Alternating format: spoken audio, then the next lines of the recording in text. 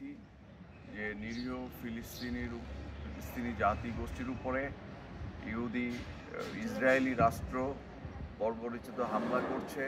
অসংখ্য মানুষ সেখানে, তারা নিরীহ মানুষকে হত্যা করছে। বিশেষ করে সেখানকার শিশুরা যেভাবে মৃত্যুবরণ করছে, আহত হচ্ছে, এবং সেটি সত্যি মানবেতর, অমানবিক, এবং সেগুলো অবশ্যই প্রতিবাদযোগ্য।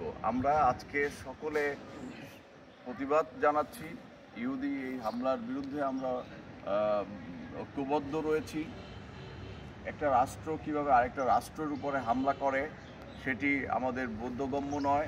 এখানে জাতিসংঘ রয়েছে এবং অন্যান্য বিশ্ব সংস্থা রয়েছে, কিন্তু তারাও তাদের দায়িত্ব যথাযথভাবে পালন করছে বলে আমি মনে করি না।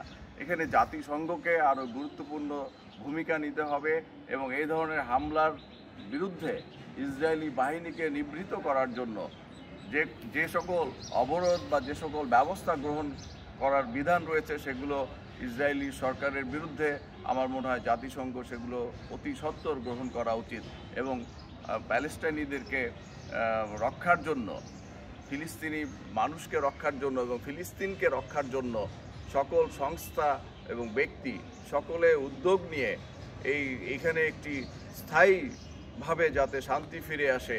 আমরা দেখেছি, আমরা ছোট সময় থেকে দেখছি যে ইয়াসির আরাফাত এই একটি স্বাধীন ফিলিস্তিনি রাষ্ট্র প্রতিষ্ঠার জন্য কিভাবে পরিশ্রম করেছেন। আসলে এই মুহূর্তে আমাদের দরকার ইয়াসির আরাফাতের মতো একজন যোগ্য নেতা, যিনি সারা বিশ্ব ঘুরে ঘুরে এই ফিলিস্তিনি রাষ্ট্র স্বাধীনতার জন্য যিনি সারা জীবন সংগ্রাম করেছেন।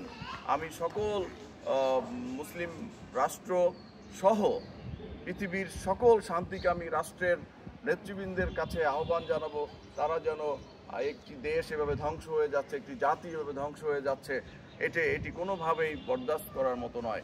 কাজেই সকল বিশ্ব নেতাদেরকে এগিয়ে আসতে হবে ফিলিস্তিনি রাষ্ট্রকে বাঁচানোর স্বার্থে এবং নিজেরা বাঁচার স্বার্থে। এই আজকে ফিলিস্তিনে যে হামলা হয়েছে, এই হামলার যদি প্রতিবাদ যথাযথ না হয় তাহলে আরেকদিন হয়তো আরেকটি রাষ্ট্র কেউ না কেউ হামলা করবে। কাজেই পৃথিবীতে একটি শান্তির আবাস স্থাপনের জন্য সকল রাষ্ট্রকেই ভূমিকা নিতে হবে। আমি এই ফিলিস্তিনি গণহত্যা এবং নিরীহ শিশু এবং নারী হত্যা এবং নির্বিচারে এই বাড়িঘর ধ্বংসের প্রতিবাদে আজকে সকল বিশ্ববাসীকে ঐক্যবদ্ধ হওয়ার আহ্বান জানিয়ে আমি আমার বক্তব্য শেষ করছি। খুদা হাফেজ। বাংলাদেশ।